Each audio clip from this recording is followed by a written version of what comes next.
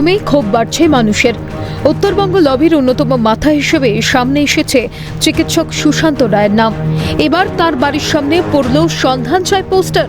চিকিৎসক সুশান্ত রায় ও তার পুত্র সৌত্রিক রায়ের ছবি সমন্বিত পোস্টার প্রথম দেখা যায় তাদের বাড়ির প্রাচীরের গায়ে, পরে দেখা যায় ওই এলাকার দুটি দোকানের দেওয়ালে এবং জলপাইগুড়ি জেলা স্বাস্থ্য দপ্তরের গেটেও।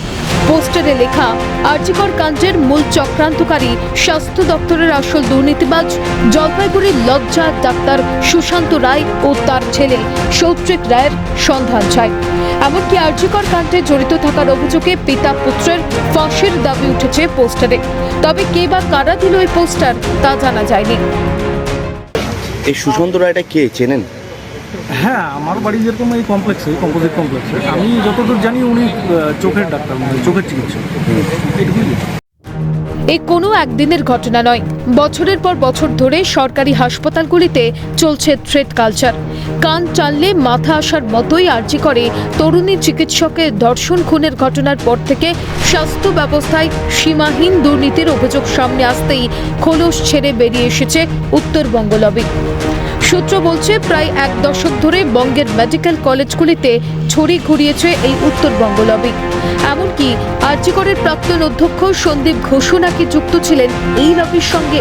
মূল চক্রে হিসেবে সামনে এসেছে চক্ষুরোগ বিশেষজ্ঞ সুশান্ত রায়ের নাম।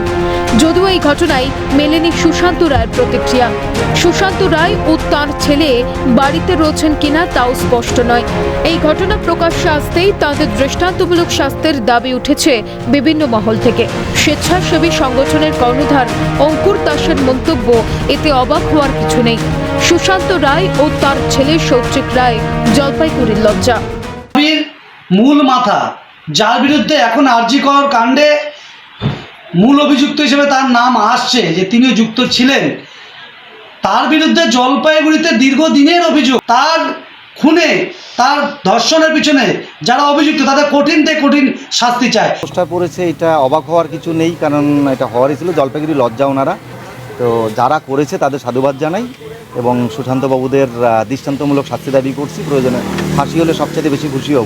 আমি দাবি করব যে চিকিৎসকদের তো এটা লজ্জা যদি এরকম ধরনের থাকে। উনি ক্লিন চিট হিসাবে, ইনোসেন্ট হিসাবে ফিরে আসুন, আমরা সেটা সবার চাইব। কিন্তু যদি সেটা দোষী প্রমাণিত হয় তাহলে খুবই সেটা দুর্ভাগ্যজনক এবং খুব দুঃখের। জুনিয়র চিকিৎসকদের হার না মানা লড়াইয়ের জন্যই উত্তরবঙ্গ লবির মাথাদের নাম সামনে এসেছে। ইতিমধ্যেই সুশান্ত রায় ও তার ছেলে সৌত্রিক রায়ের বিরুদ্ধে পদক্ষেপ গ্রহণ করেছে ইন্ডিয়ান মেডিকেল অ্যাসোসিয়েশনের রাজ্য শাখা এবং জলপাইগুড়ি শাখা।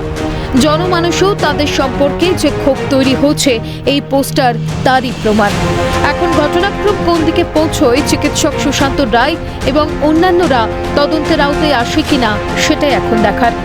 জলপাইগুড়ি থেকে তিতাস পালের রিপোর্ট, ক্যালকাটা নিউজ।